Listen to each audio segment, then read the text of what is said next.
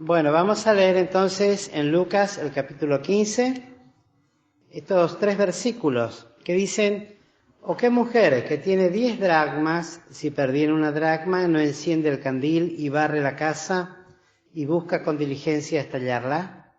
Y cuando la hubiere hallado, junta a las amigas y las vecinas, diciendo: Dadme el parabién, porque he hallado la dracma que había perdido. Así os digo que hay gozo delante de los ángeles de Dios por un pecador que se arrepiente.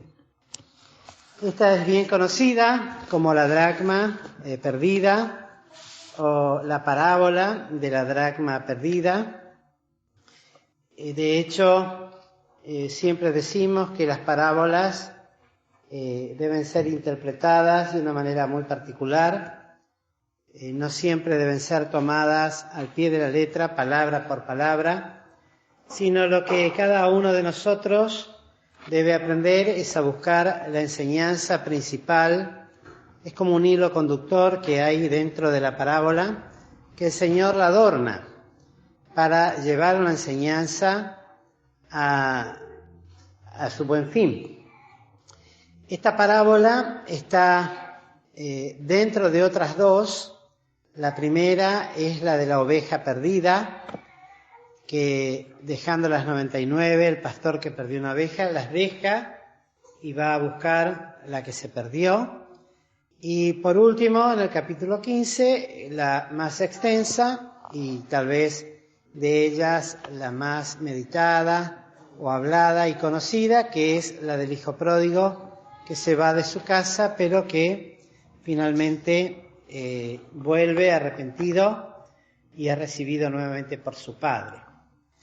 Debemos decir que estas 3 parábolas el Señor Jesucristo las dio al pueblo de Israel, a los judíos de su tiempo. Y comienzan aquí en el capítulo 15, en el versículo 1, donde dice: y se llegaban a él los publicanos y pecadores para oírle. Y en el 2 dice: y murmuraban los fariseos y los escribas diciendo: este a los pecadores recibe y con ellos come. Y entonces él les propuso esta parábola diciendo, etcétera, etcétera. Esto para que nos ubiquemos en tiempo, espacio y lugar.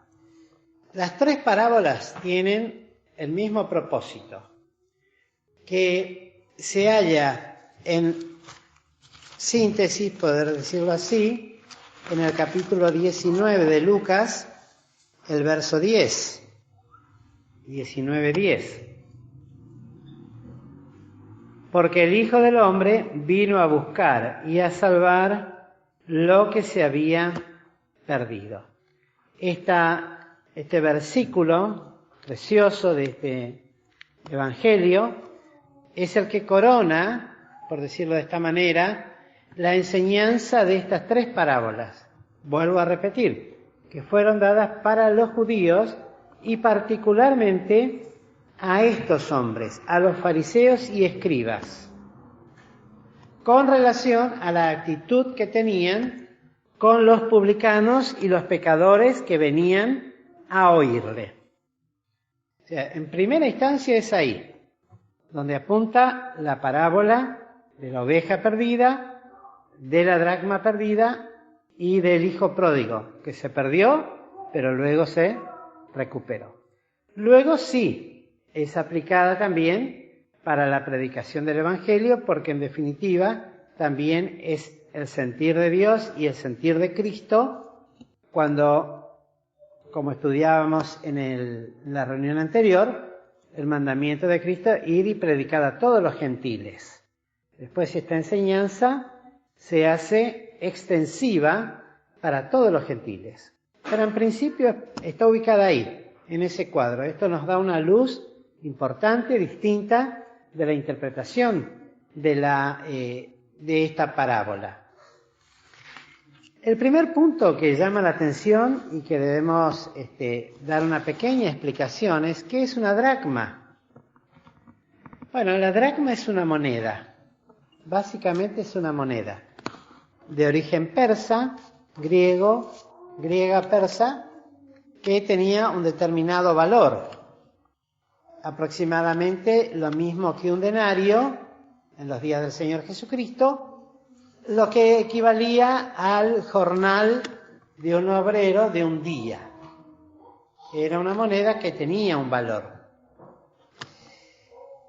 Y en la parábola se nos dice que se perdió una dracma a una mujer que tenía 10. ¿Y por qué 10? Menciona 10. ¿Y por qué? En esta parábola se habla de que enciende el candil, barre la casa y busca con diligencia para hallarla. Porque primero tenemos que entender lo que hay detrás de esta enseñanza. Porque el Señor tomaba ejemplos cotidianos, conocidos de los hombres, así como la de la oveja perdida, como la del hijo pródigo, como podríamos decir la del buen pastor, en fin. Tomaba de hechos cotidianos cosas conocidas para luego llevarlo a una aplicación de carácter espiritual práctico. Entonces, esta dama tenía un valor. ¿Y cuál era este valor? Representaba algo muy importante, especialmente para las mujeres casadas. ¿Por qué? Porque estas 10 monedas se cosían, ya sea en un collar, cuando decimos, como eran de metal, esa costura se realizaba con una perforación en la moneda y se hacía un arito de metal, y con ese arito de metal se lo unía, así de esa manera se cosía. O se pegaba a una cinta y esta cinta entonces se colocaba sobre el velo o sobre el atuendo de la mujer. Y era muy importante entonces que estuvieran las 10. Era costumbre también, como parte de la dote o del dinero que tenía que pagar el novio para obtener la novia, así como Jacob trabajó 14 años finalmente por Raquel, primero 7, luego fue engañado, trabajó otros 7 años más hasta que recibió a Raquel finalmente. Primero le dieron a Lea, después a Raquel, pero fue la dote que tuvo que pagar, su trabajo. Hasta el día de hoy en algunos países orientales se sigue con esta costumbre de pagar determinado dinero como el dote, que sirve en parte para a una mujer que forma parte de sus regalos, aparte de otras cosas. El padre también puede darle parte de la dote como parte de esta dote que recibía.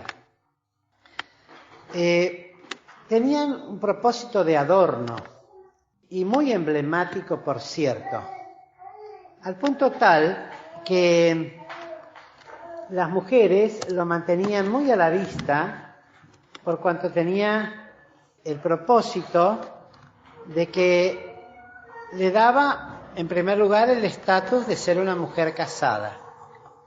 Cuando tenía esa, por decirlo así, esa cinta o ese collar puesto sobre la cabeza con las 10 monedas, le daba el estatus de mujer casada.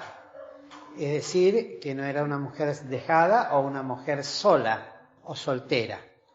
Era muy importante. Recuerden ustedes que estas cosas tenían mucho valor en los tiempos del Señor Jesucristo, o sea, marcaba su matrimonio.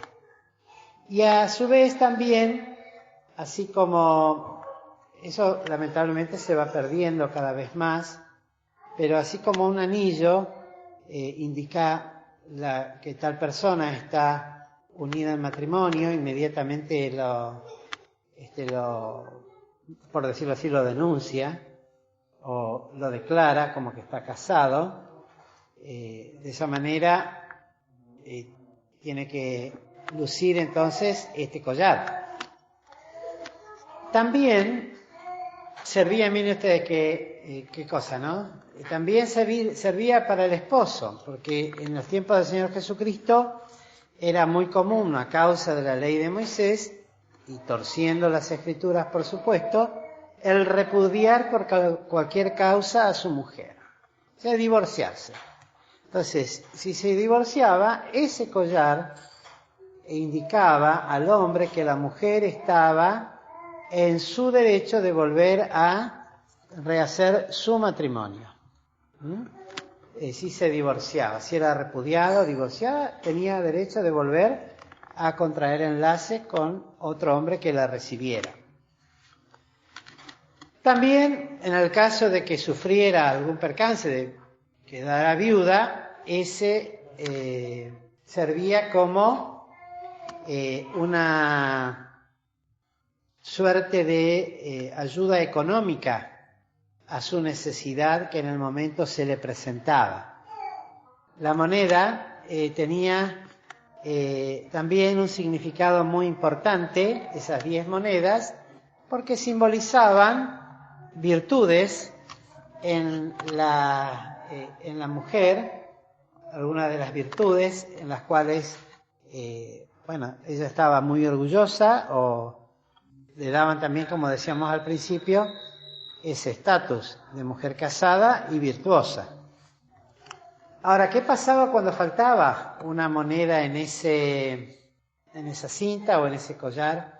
Bueno, era realmente para la mujer de carácter catastrófico, porque una de las causas por las cuales era quitada una moneda de ese collar, por decirlo de esta cinta, era a raíz de ser acusada de adúltera. Entonces, para una mujer que le faltara una moneda en ese collar, digo collar porque tenía esa forma de collar, ¿no? Que después se lo ponían acá. Ya eso solo era una cosa bastante seria, de pronto de ser acusada o tenida como mujer adúltera, por lo cual era importante encontrar esa moneda, porque eso también le daba mala fama hacia una mujer infame, o sea, de mala fama.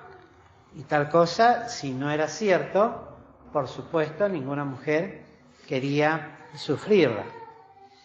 Y también al no estar, le quitaban honra, le quitaban belleza y afectaban totalmente el testimonio de esta mujer. Con estas cosas en mente, podemos ver que eso estaba detrás de la historia de la parábola.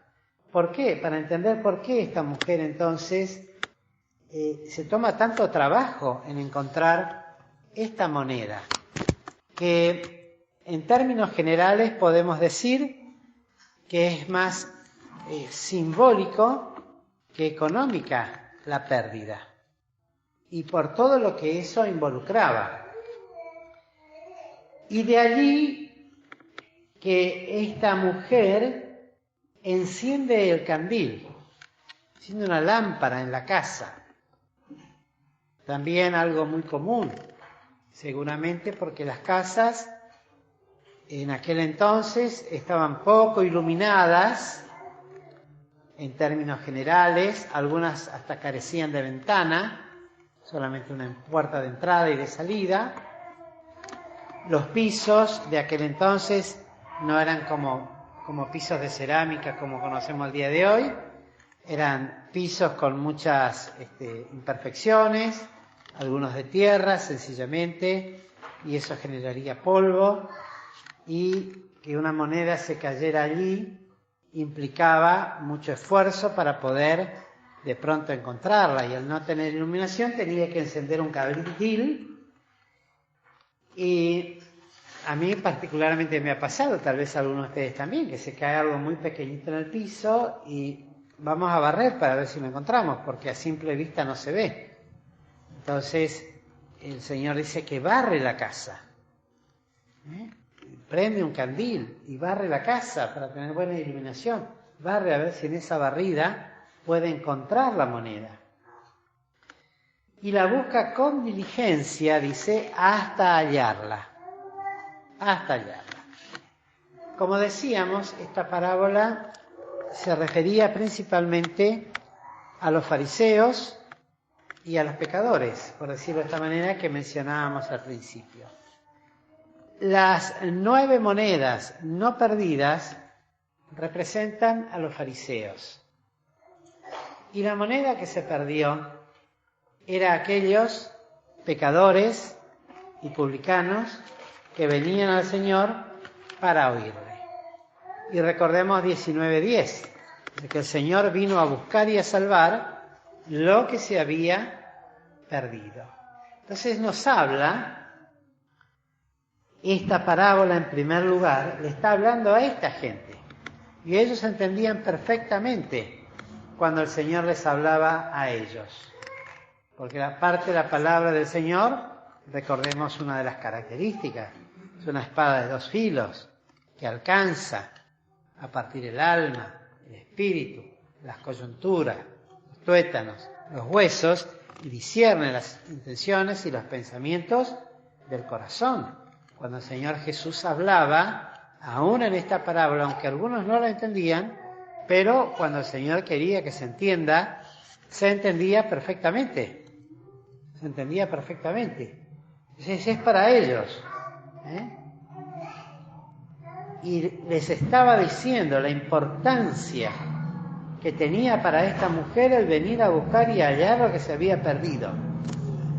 En el versículo 9, dice, y cuando la hubiere hallado, finalmente halla la mujer esta moneda.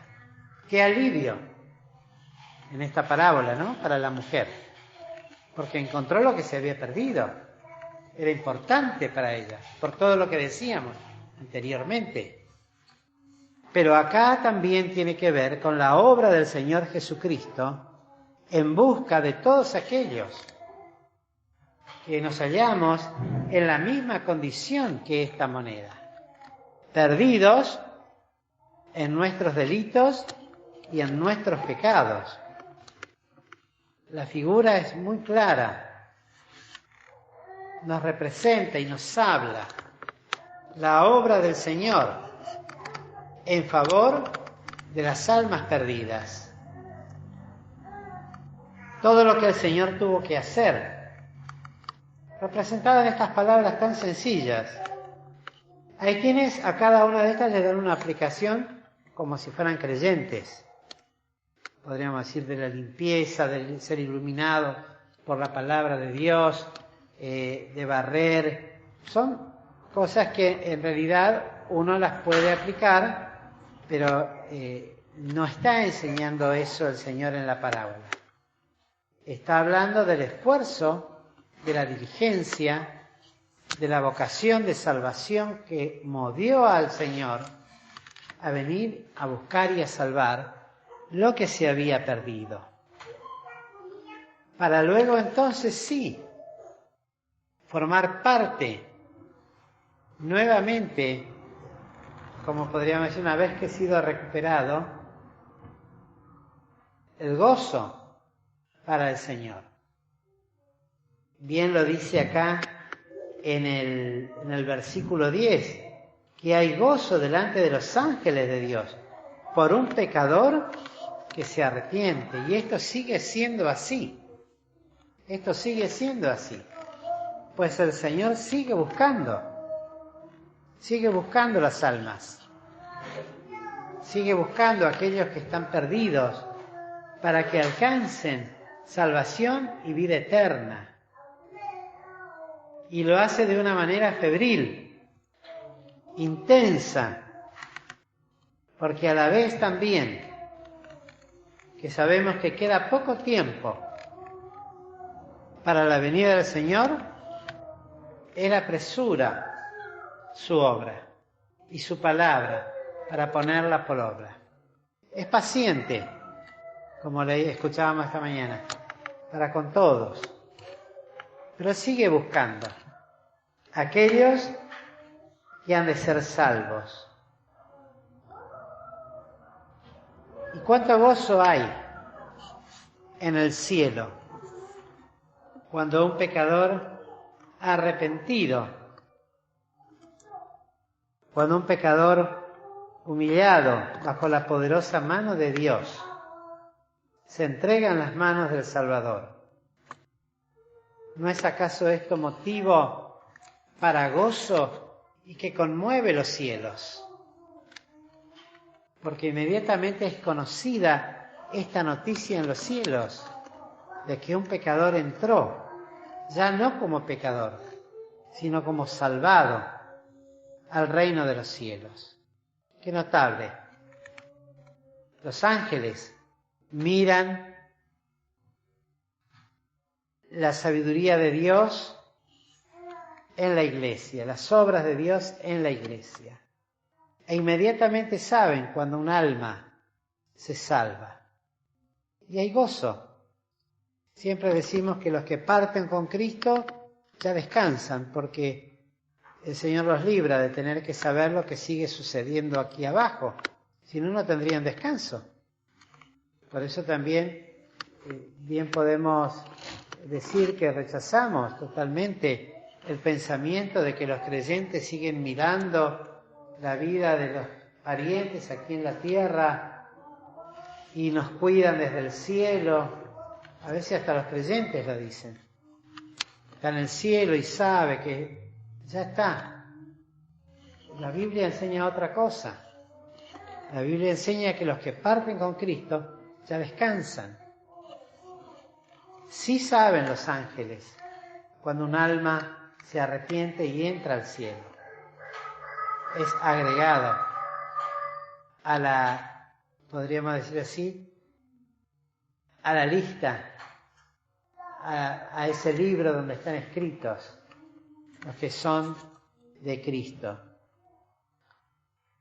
Y también nos habla esta parábola de la bendición que significa ser del Señor, recibir su Espíritu, y como hablábamos también en la reunión anterior, el grande privilegio que es recibir los dones del Espíritu. Esas gracias de Dios que nos da para poder servirle, para poder ser hechos útiles para los usos de Dios. Y nos hace reflexionar pensando qué es lo que nosotros hacemos para que estos dones puedan producir lo que nosotros estamos recibiendo. Si es que estamos cumpliendo con lo que el Señor nos ha dado. Porque debemos pensar que también un día tendremos que dar cuenta de aquello que el Señor nos ha dado. Si para esta mujer era tan importante tener esta moneda, porque era parte de su testimonio personal, parte de su vida, parte de su ser, que representaba y hablaba de lo que era ella, ¿qué tendríamos que pensar nosotros como hijos de Dios? De aquellas cosas que el Señor nos ha dado para que pongamos por obra, y tal vez hemos perdido tiempo, hemos perdido la meta, hemos perdido el punto de mirada, porque a veces suele suceder que perdemos el rumbo. Somos creyentes. ¿Cuántas veces escuchamos también hermanos que habiendo perdido ese rumbo, después se descaminan de la fe y finalmente terminan escuchando espíritus de error y de mentira?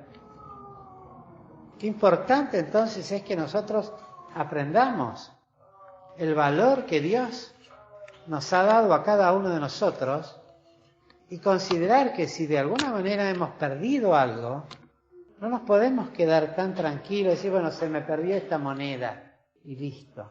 No sé si me entienden el sentido. Hay que buscarla con diligencia, procura con diligencia, dice, presentarte a Dios como obrero aprobado, como obrero que no tiene de qué avergonzarse, que traza bien la palabra de verdad. Procura con diligencia, buscar y hallar lo que en algún lugar perdiste, eso que has perdido, para que pudieras proseguir a Cristo como Él quiere que le sigamos. Se puede aplicar esta parábola también como enseñanzas en este sentido. Y luego, justamente, pensando en estas cosas, pensar qué debo hacer para hallarla, aquello que he perdido. ¿Tengo clara la meta a seguir? ¿Tengo clara en mi vida por qué el Señor me rescató, si es que soy rescatado por Cristo? ¿Qué es lo que me hizo desviar la mirada?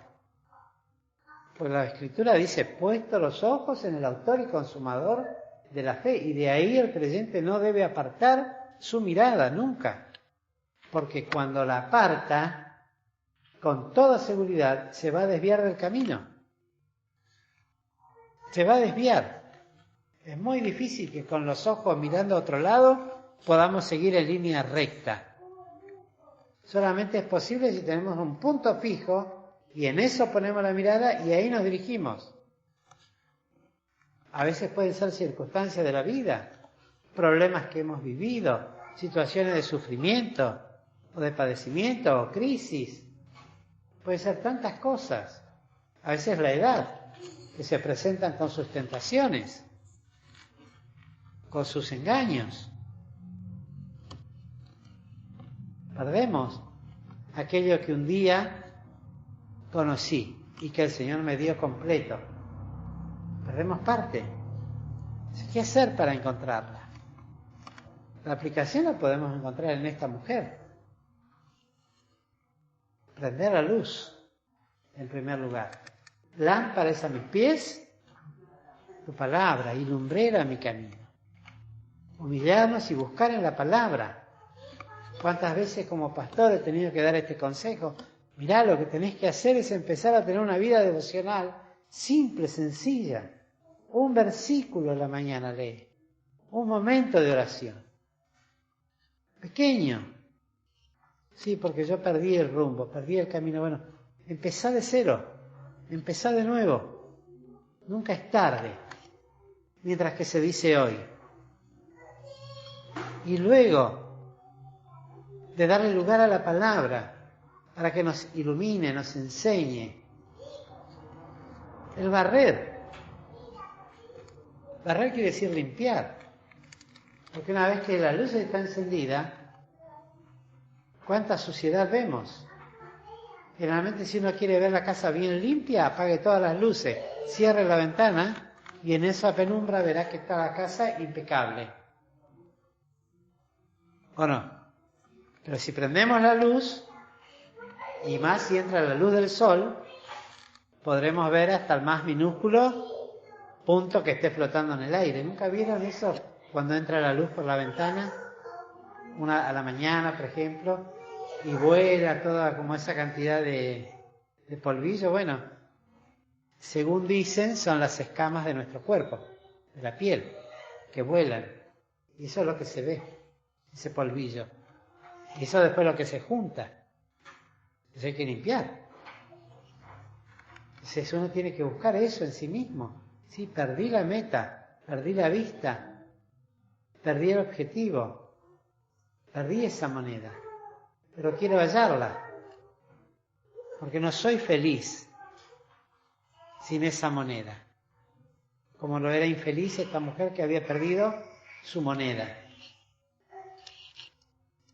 Y hay que barrer, hay que limpiar, limpiémonos de toda especie de mal, dice la palabra. Busquemos de ser limpiados en espíritu, en alma y en cuerpo. Porque no nos ha llamado Dios a inmundicia, sino a santificación. Tenemos un Dios limpio, que ama la limpieza. Un Dios en el cual no hay mancha ni arruga, como va a ser la iglesia un día, ¿no? Pero mientras tanto, todas esas cosas que hay en nosotros deben ser barridas y siempre vamos a encontrar algo que quitar. Es tan profundo nuestro corazón y tan lleno de cosas perniciosas y pecaminosas que solamente en espera la ocasión para salir a flote. No necesitamos el incentivo del diablo. El corazón del hombre es capaz de generar inmundicias por sí mismo. Aquellos que no se quieren hacer cargo de sus cosas dicen, el diablo me tentó. El diablo, a veces sí. Pero el corazón del hombre es tan sucio, porque así lo decía Cristo, que de él salen, de ese corazón, toda suerte de porquerías. Del hombre natural no sale nada bueno. Entonces, ¿cuánto hay que barrer? Permanentemente hay que estar barriendo y limpiando esta casa que somos nosotros. Y finalmente hallaremos, porque al que pide, el que busca halla, dice, ¿no? ¿Cómo que dice en Mateo? Vamos a leerlo. Ahí está. Pedid y se os dará, buscad y hallaréis, llamad y se os abrirá. Porque cualquiera que pide, recibe, y el que busca, halla, y al que llama, se abrirá. ¿Qué hombre de vosotros, qué hombre hay de vosotros, a quien si su hijo pidiere pan le dará una piedra, y si le pidiere un pez le dará una serpiente? Pues si vosotros siendo malos sabéis dar buenas dádivas a vuestros hijos, ¿cuánto más vuestro Padre que está en los cielos dará buenas cosas a los que le piden? ¿Qué cosa, no? ¿Cuánto más Dios no nos va a dar si es que pedimos y allá y buscamos, como aquel que buscaba la perla más preciosa? Lo hemos de hallar. Es promesa del Señor. Y en otro lugar dice, no le dará con ello también el Espíritu Santo.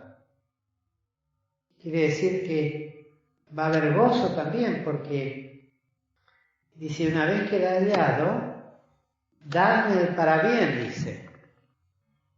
Felicítenme. ¿Por qué? Porque he hallado la dracma que había perdido. Gozarse con los que se gozan y llorar con los que lloran. Es motivo de gozo cuando un creyente, cuando un hijo o una hija de Dios no está andando en buenos caminos, pero un día decide por propia voluntad, porque entiende, porque ha comprendido, por comprensión, que el mejor camino es hacer aquel que Dios le ha trazado. Y lo haya. Es motivo de gozo. Y las amigas representan a todos aquellos que son amigos. Como decía Cristo, mis amigos son los que hacen la voluntad de mi Padre. Con toda certeza se va a agradar, se va a poner contento un creyente que ama a Dios, que ama su palabra, que ama al Señor, cuando otro creyente busca estas cosas. Se va a agradar, sinceramente, y le va a dar el parabién. Me gozo, querido hermano. Oremos juntos, porque ni yo soy mejor que vos, ni vos sos mejor que yo, pero gracias a Dios por este sentir que el Señor puso en nuestro corazón. Y cuánto crece la iglesia cuando podemos decir, este sentir espiritual se manifiesta entre hijos de Dios. Porque si por un lado el espíritu de envidia, de egoísmo, de maltrato produce tanto mal entre los hijos de Dios, cuánto bien produce cuando nos gozamos con los que se gozan en este sentido. No estamos hablando de gozarse, aunque sí, también lo hacemos en cierta manera, pero es un gozo espiritual, inefable y glorificado. No estamos hablando, como a veces hacemos, de gozarse o de ponerse contento porque estamos en un cumpleaños y reírnos un rato. Eso hace bien para distendernos, pero estamos hablando de otro gozo, el que permanece para vida eterna.